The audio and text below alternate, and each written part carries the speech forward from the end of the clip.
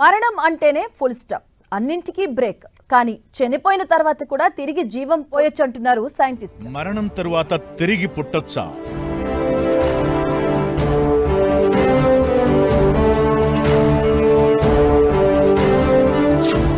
అది కూడా అదే శరీరంతో, అవే జ్ఞాపకాలతో సాధ్యమేనా?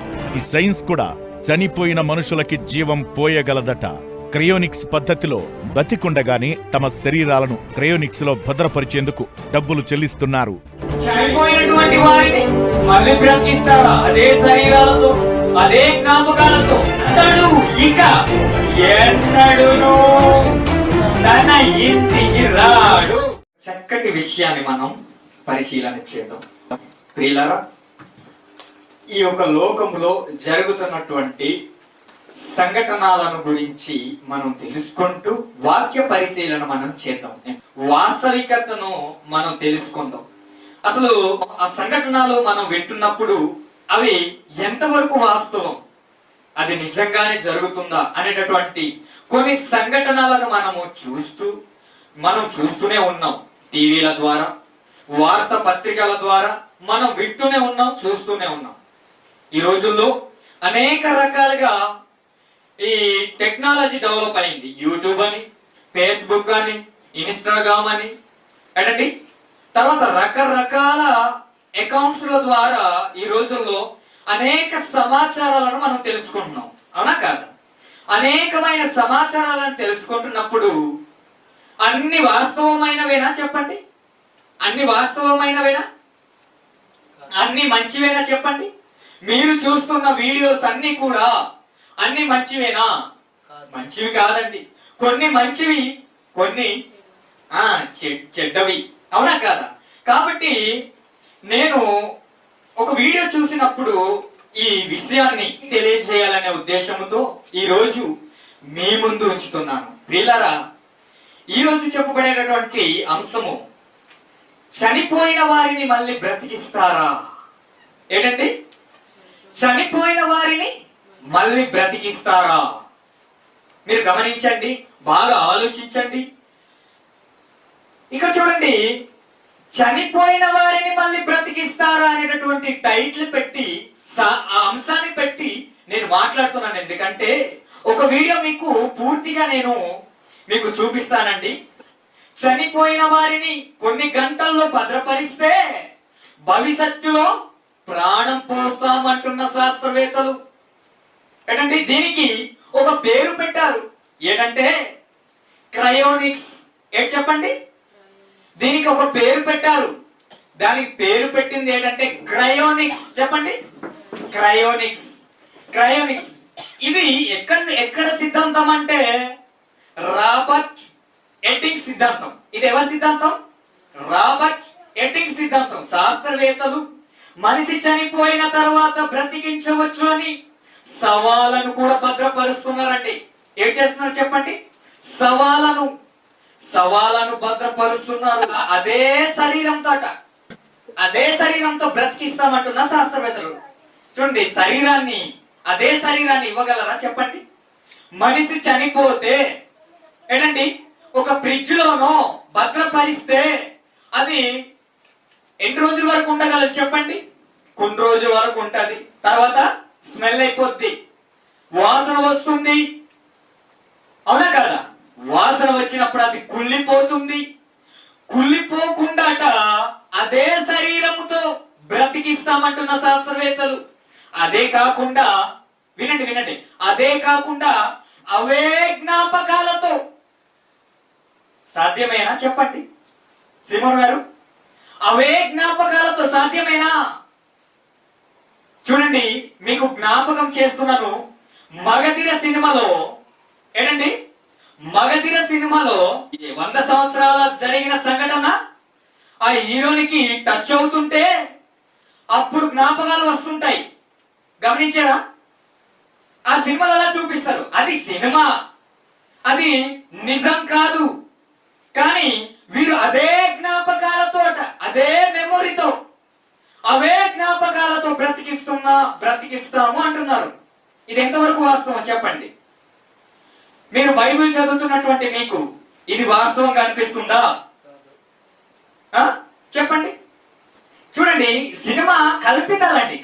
సినిమా అంటేనే కల్పితాలు, అవి నిజాలు కావు. కొన్ని మాత్రమే వాస్తవికతలు కానీ అన్ని వాస్తవమైనవి కావు. అందుకనే మొదటగా సినిమా రన్ అయ్యే ముందు ఏమంటారంటే ఇందులో పక్షులు, జంతువులు, మనుషుల పాత్రలు అన్ని కల్పితములు అని చెప్తాడు. ఏంటండి ఆ క్రియేటర్ ఏమని చెప్తాడు? ఇందులోవి అన్ని కూడా, అన్ని పాత్రలన్నీ కూడా కల్పితములు అని అంటాడు, అని రాస్తారు అక్కడ. ఏంటండి కాబట్టి ఇది సినిమాలో అయితే 100 సంవత్సరాలు ఏంటి, 1000 సంవత్సరాలు చనిపోయిన వాడిని కూడా మళ్ళీ బ్రతికించి చూపిస్తారు. కానీ ఈ నిజ జీవితంలో ఇది సాధ్యమేనా చెప్పండి? కొన్ని సినిమాలు ఉన్నాయండి చూడండి, డిస్కో రాజు అట, మగధీర అట, అవతర, రవితేజ తీసిన డిస్కో రాజులు అట 30 ఏళ్ల తర్వాత ప్రాణం పోస్తారు ఆ సినిమాలో అట. ఏంటండి ఇది ఒక క్రైస్తవునికి, బైబిల్ చదువుతున్నటువంటి క్రైస్తవునికి ఇది వాస్తవం అనిపిస్తుందా చెప్పండి? ఈ శాస్త్రవేత్తలు చనిపోయిన శరీరాన్ని అదే శరీరముతో, అదే జ్ఞాపకాలతో ఏంటండి మేము బ్రతికిస్తాము, అందుకు గాను 2 కోట్ల రూపాయలు అవుతుంది అని ఈ రోజుల్లో సమాచారం ప్రపంచానికి తెలియజేశారు. అది వాస్తవమే చెప్పండి? వాస్తవం కాదు. మీకు వీడియో చూపిస్తాను చూడండి. రీబర్త్, చనిపోయిన వారిని మళ్ళీ బ్రతికిస్తారట. ఇది ఏ కంపెనీ చెప్పిందంటే స్టార్టప్ కంపెనీ బంపర్ ఆఫర్ ఇచ్చిందట. ఇప్పుడు మీరు వీడియో చూడండి. వీడియో పూర్తిగా చూసిన తర్వాత మళ్ళీ మనం ఒక 2 వాక్యాలు మనం చూసి ముగిద్దాం. మరణం అంటేనే ఫుల్ స్టాప్, అన్నింటికీ బ్రేక్, కానీ చనిపోయిన తర్వాత కూడా తిరిగి జీవం పోయొచ్చంటున్నారు సైంటిస్టులు. ఏదో ఒక రోజు తిరిగి ప్రాణం పోసే టెక్నాలజీ కనుక్కుంటారనే నమ్మకంతో మృతదేహాలను భద్రపరుస్తున్నారు. దీనికి క్రయోనిక్స్ అనే పేరు కూడా పెట్టారు. ఇలాంటి సంస్థలు ఒక్కో డెడ్ బాడీకి దాదాపు 2 కోట్ల రూపాయలు చార్జ్ చేస్తున్నాయి. ఎందుకు ఇదంతా సాధ్యపడే పనేనా? హలో,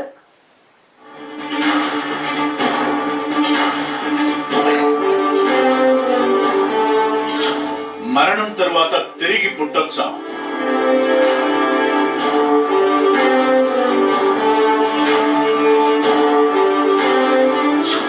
అది కూడా అదే శరీరంతో, అవే జ్ఞాపకాలతో సాధ్యమేనా?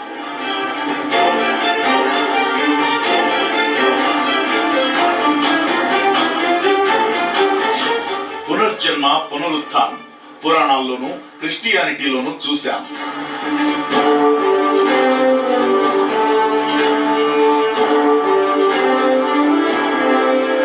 కానీ సైన్స్ కూడా చనిపోయిన మనుషులకి జీవం పోయగలదట.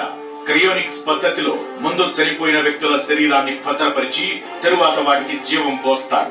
ఇది ఇప్పటిదాకా జరగలేదు. ఏదో ఒక రోజుకు మనిషికి జీవం పోసే టెక్నాలజీని కనుక్కుంటే అప్పుడు ఈ శరీరాలకు ప్రాణం పోస్తారనే నమ్మకంతో ప్రపంచవ్యాప్తంగా కొన్ని దేశాల్లో సైంటిస్టులు క్రయోనిక్స్ ల్యాబ్స్ ని నడుపుతున్నారు. 2020లో రవితేజ హీరోగా డిస్కో రాజా అనే సినిమాలో సరిగా ఇలాంటిదే జరుగుతుంది. దాదాపు చచ్చిపోయిన రవితేజని అదే శరీరంతో 35 ఏళ్ల తరువాత ప్రాణం పోస్తారు.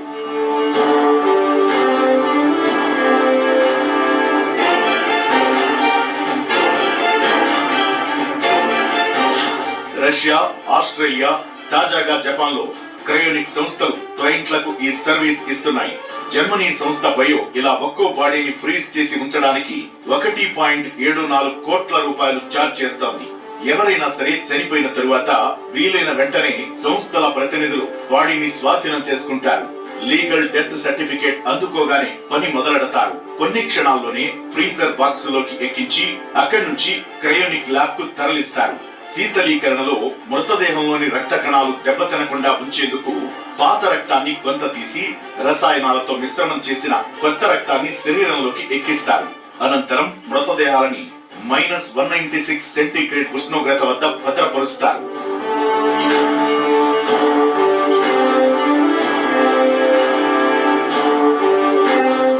గతేడాది ఆస్ట్రేలియాలో క్లేర్ మెక్కానే అనే ఓ జర్నలిస్ట్ కమ్ యాక్ట్రెస్ తన 13 ఏళ్ల కుమారుడు ఆత్రేయు శరీరాన్ని ఇలా భద్రపరిచేందుకు క్రౌడ్ ఫండింగ్ చేయడంతో చర్చ బయలుదేరింది. సదరన్ క్రయోనిక్స్ సంస్థ ఆమె కుమారుడితో పాటు మరో వృద్ధుడి శరీరాన్ని కూడా భద్రపరిచింది. ప్రపంచ వ్యాప్తంగా చూస్తే అమెరికాలో ఇప్పటికే ఇలాంటి 2 సంస్థలు ఉండగా రష్యాలో ఒకటి ఉంది. రష్యాలో 2005లోనే క్రయోనిక్స్ సంస్థ ఒకటి ఏర్పడింది. రష్యాలో క్రియోరస్ పేరుతో క్రయోనిక్స్ సంస్థ నడుస్తుండగా ఇదంతా కూడా రహస్యంగా జరుగుతుందంటారు. ఇప్పటికే వివిధ దేశాలకు చెందిన 24 డెడ్ బాడీలను ఇక్కడ ప్రిజర్వ్ చేయగా ఈ జాబితాలో పెట్ డాగ్స్, పిల్లులు కూడా ఉన్నాయంటారు.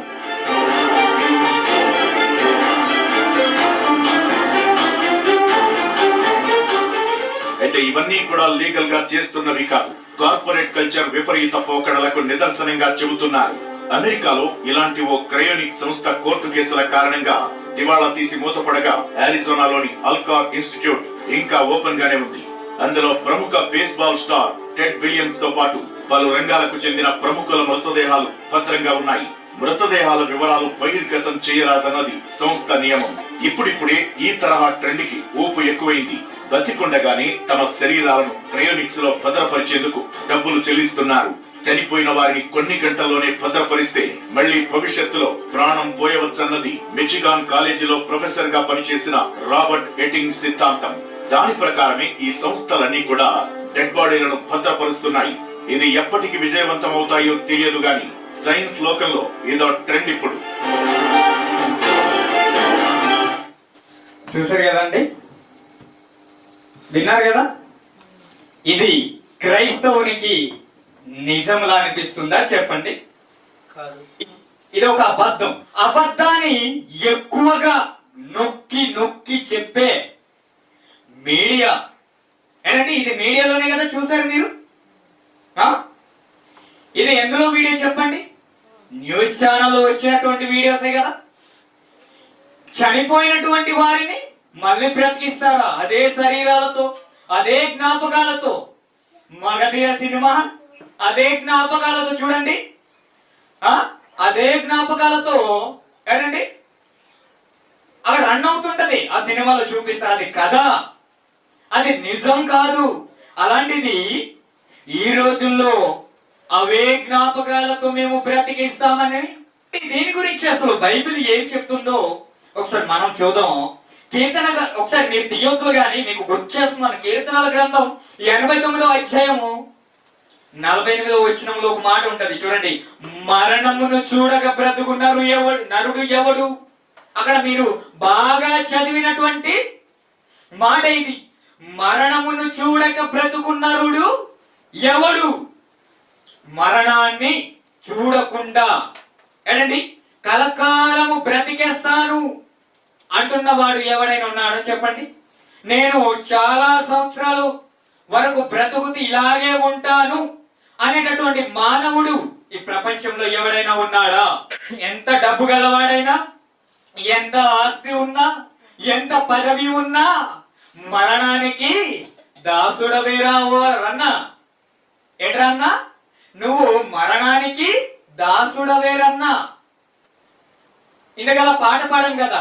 అందచందమున్నా, ఆస్తి పాస్తులున్నా మరణానికి దాసుడవేరన్నా. కాబట్టి మరణమును చూడక బ్రతుకు నరుడు ఎవడు అని దేవుడు ప్రశ్నిస్తున్నాడు. ఎవడయ్యా మీరు? ఎవడు మరణాన్ని చూడకుండా బ్రతికే నరుడు ఎవడైనా ఉన్నాడా? అందరు చనిపోతారు. చనిపోయిన తర్వాత మళ్ళీ బ్రతుకుతారా? ఎవడు బ్రతికించగలడు చెప్పండి? ఆ రోజుల్లో లాజరు గారు చనిపోయినప్పుడు యేసు ప్రభువు బ్రతికిస్తాడు. అది ఆ కాలములో ఏంటండి బైబిల్ లేనందున నమ్ముటకు రుజువుగా ఆయన లేపుతాడు. అవునా కాదా? కానీ వార్తలను చూసినప్పుడు మరణించిన వారిని మళ్ళీ బ్రతికిస్తాము అంటున్నారు. ప్రియులారా ఒకసారి చూడండి. దేవుడు మరణాన్ని చూడక బ్రతుకున్నాడు నరుడు ఎవడు అని ప్రశ్నిస్తున్నాడు. మనం న్యూస్ ఛానల్లో చూస్తున్నటువంటి వింటున్నటువంటి వార్తల్లో మనం చూస్తుంటే ఆ మరణానికి కూడా వెళ్ళకుండా మేము జీవాన్ని పోస్తామంటున్న శాస్త్రవేత్తలు. అందుకని చూడండి అసలు ఎవరు మరణాన్ని ఇవ్వగలరు, ఎవరు జీవాన్ని ఇవ్వగలరు అంటే దేవుడే. మరణాన్ని ఇచ్చేవాడు దేవుడే, జీవాన్ని ఇచ్చేవాడు కూడా దేవుడే తప్ప శాస్త్రవేత్తలు ఇవ్వలేరనండి. ఏడండి, వాళ్ళ జీవాన్ని ఇవ్వలేరు శాస్త్రవేత్తలు. మనకు దేవుడు మాత్రమే ఇవ్వగలడు. ఒకసారి మరణం తర్వాత మనిషి ఎక్కడికి వెళుతున్నాడు అనేటటువంటి మాట చూద్దాం. మరణించిన మనిషి అసలు ఎక్కడికి వెళ్ళిపోతున్నారు? ఒక 2 మాటలు మీకు చూపించి నేను ముగిస్తాను. శాస్త్రవేత్తలు ఏమంటున్నారు?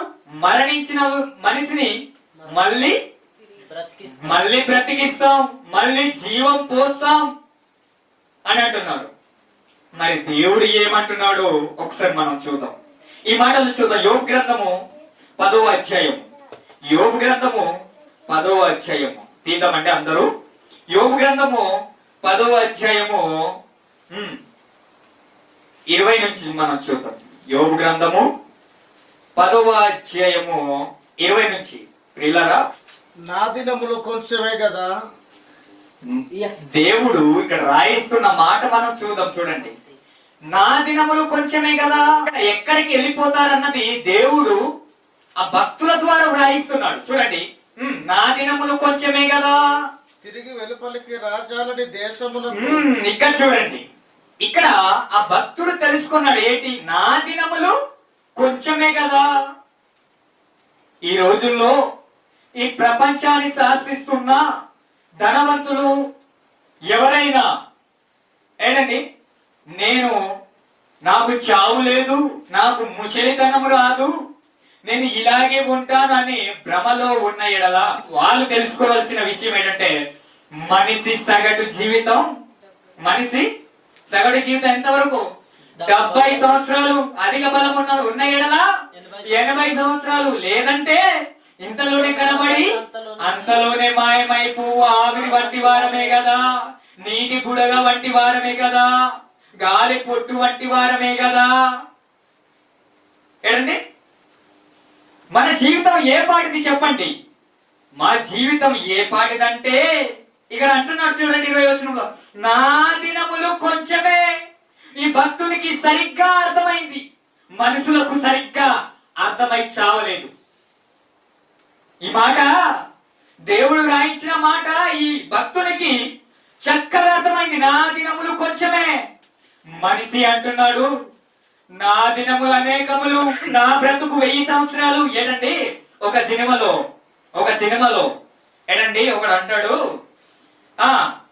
ఏదో సినిమానండి, 1000 సంవత్సరాలు బ్రతుకుతాడు అని అంటాడు. 1000 సంవత్సరాల వరకు బ్రతుకుతానంటే ఆయన చూడండి తపస్సు చేసేస్తాడు. ఆ 1000 సంవత్సరాలు బ్రతకాలని మనిషి కోరుకుంటున్నాడు. ఆ 1000 సంవత్సరాలు బ్రతకడానికి తపస్సు చేస్తాడు. 1000 సంవత్సరాలు బ్రతకగలడా? ఇక్కడ చూడండి, ఈ భక్తునికి అర్థమైందండి. అందుకనే నా దినములు కొంచెమే కదా అంటున్నాడు. నా దినములు కొంచెమే కదా, నా దినములు కొంచెమే కదా. మరణించిన తర్వాత ఎక్కడికి వెళ్ళిపోతున్నాడు? ఇక్కడ చూడండి అడ్రస్ చెప్తున్నాడు. చూడండి, తిరిగి వెలుపలికి రాజాలని దేశమునకు. తిరిగి వెలుపలికి రాజాలని దేశము. ఇక్కడ చూసినట్లయితే మీరు చూడండి, మీరు అరకు వేలి ప్రయాణం వెళ్తారండి. అరకు వేలి వెళ్ళిన తర్వాత మరలా ఇంటికి వస్తానని మీరు జ్ఞాపకం ఉంటుందా లేదా చెప్పండి? ఉంటది. మీరు అరకు వేలి వెళ్ళి మరలా తిరిగి రావచ్చు, పర్లేదు. మీరు ఎక్కడికైనా బ్రతికున్నప్పుడు వెళ్ళి తిరిగి రావచ్చు. కానీ ఒక అడ్రస్ చూపిస్తున్నాడు చూడండి. ఇక్కడ భక్తుడు అడ్రస్ ని చూపిస్తున్నాడు. అరకు వేల అడ్రస్కి వెళ్తే నువ్వు తడ్డ గ్రామానికి రాగలవేమో, విశాఖపట్నంలో వెళితే మరలా తిరిగి రాగలవేమో, గాని ఈయన చెప్తున్నటువంటి అడ్రస్లకు వెళ్తే మరలా నువ్వు తిరిగి రాలేవు. అక్కడ ఏడ్పును పండ్లు కొరుకుటయు ఉండును. ధనవంతుడు వెళ్ళిన స్థలమే అది. లాజరు ధనవంతుడు సందర్భం మీకు గుర్తుంది కదా. ధనవంతుడు యాతన పడు స్థలంలోకి వెళ్ళి ఆయన అరుపులు చూస్తున్నారా బైబిల్ గ్రంథంలో? మీకు తెలుసు కదండి సందర్భం. కాబట్టి ఇక్కడ చూడండి, తిరిగి వెలుపలికి రాజాలని దేశమునకు. అక్కడ ఎలా ఉంటదంటే 21వ వచనం, అంధకారము అంధకారము మరణాంధకారము గల దేశమునకు, అంధకారము మరణాంధకారమునకు, అంధకారము గల దేశమునకు వెలిగే, ఇక్కడ చూడండి, వెలిగే కటిక చీకటి, చదవండి, వెలిగే చీకటి గల దేశమునకు నేను వెళ్ళక ముందు, ఇక్కడ చూడండి, వెలిగే చీకటి అయిపోయే దేశమునకు వెళ్ళక ముందే ఏం తెలుసుకోవాలి? నువ్వు ఏం తెలుసుకోవాలి? దేవుని గురించి తెలుసుకోవాలి, బైబిల్ గురించి తెలుసుకోవాలి, అవునా కాదా? మరి ఇక్కడ చూడండి, దేవుడు మన కొరకు రాయిస్తున్న మాట ఏంటండి? అంధకారము గల మరణాంధకారము గల దేశము, తిరిగి మరలా రాలేనటువంటి దేశమునకు మనిషి చనిపోయి వెళ్ళిపోతుంటే ఈ శాస్త్రవేత్తలు ఏమంటున్నారు చెప్పండి? మరలా ఆ దేశానికి వెళ్ళినా పర్లేదు, దేవుడిని రిక్వెస్ట్ చేసి మరలా ఆయన శరీరానికి జీవం పోస్తాం అన్నట్లుగా లేదా? అన్నట్లుగా లేదా చెప్పండి? అన్నట్లుగానే ఉంది కదా. కాబట్టి మనకు బైబిలే మనకు సత్యం, బైబిలే మనకు సత్యం. ఒక మాట చూద్దాం, యోబు, అదే యోబు గ్రంథంలో 7వ అధ్యాయం చూడండి. చివరగా నేను విడిచిపెట్టేస్తున్నానండి. 7వ అధ్యాయము 8-10 వచనాలు చూడండి. అక్కడ ఒక మాట చదివి మనం ముగిద్దాం. యోబు గ్రంథం 7వ అధ్యాయం 8వ వచనం. నన్ను చూచు వారి, ఇక్కడ చూడండి, ఇక్కడ ఏమంటున్నాడంటే నన్ను చూచు వారి కన్ను నన్ను చూచు వారి కన్ను ఇక మీదట నన్ను చూడదు, నీ కన్నులు నా తట్టు చూచును గాని నేను ఉండకపోదును. మనిషి ఉండడు. తర్వాత 10వ వచనం, మేఘము విడిపోయి, 10వ వచనం. అతడు ఇక అతడు ఇక చూడండి, అతడు ఇక ఎన్నడును తన ఇంటికి రాడు. నెక్స్ట్ చదవండి, కంటిన్యూషన్. అతని స్థలము అతనిని మరలా ఎరగదు, అతని స్థలము మరలా అతనిని ఎరగదు. అర్థమైందా? ఇక్కడ చూడండి 10వ వచనంలో, అతడు మరణించిన మనిషి, అతడు ఇక ఎన్నడును తన ఇంటికి రాడు.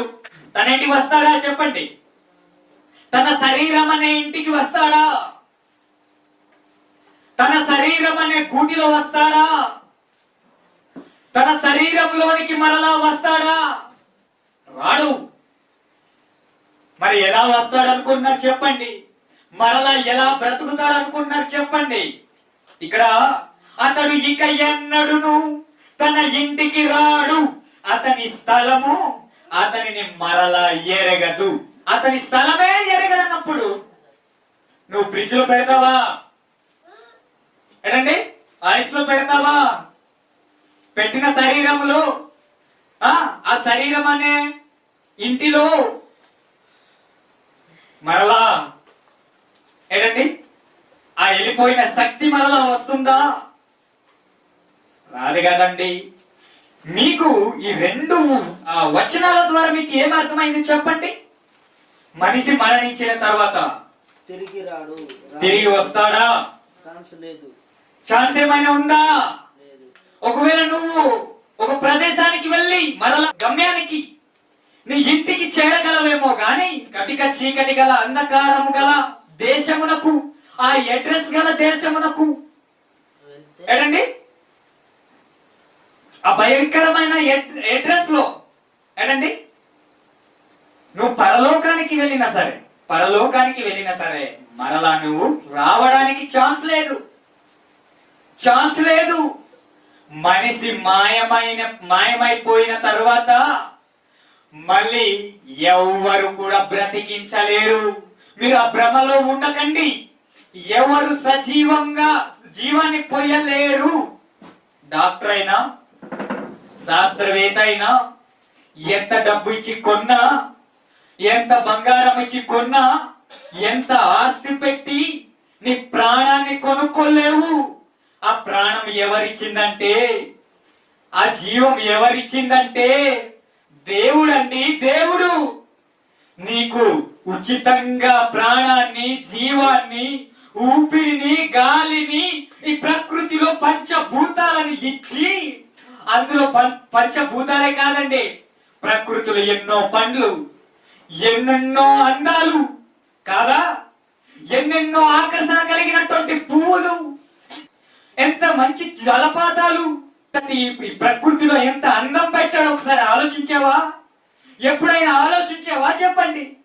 దేవుడు ఉచితంగా నీకు ఇచ్చినది ప్రకృతి అందం. నీకు దేవుడు ఉచితంగా ఇచ్చినది నీ ఊపిరి, గాలి, నీ ప్రాణము, జీవవాయువు. ఈ ప్రకృతిలో చూడండి, నీకు సూర్యుడు, నువ్వు సూర్యుడిని ఎప్పుడైనా నీకు సూర్యుడికి జాబ్ ఇచ్చావా? నీకోసం ప్రతిరోజు రావడానికి, ప్రతిరోజు రావడానికి చంద్రుడికి ఏమైనా జాబ్ ఇచ్చావా? లేదే.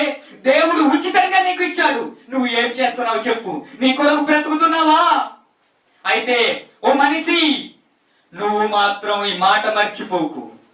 ఓ మనిషి, దేవుడు ఉచితంగా అన్ని ఇస్తుంటే నువ్వు దేవుణ్ణి మరిచి నీ ఇష్టానుసారంగా బ్రతికి నువ్వు మరణించాలనుకుంటున్నావు. అయితే నీకు ధనవంతుడు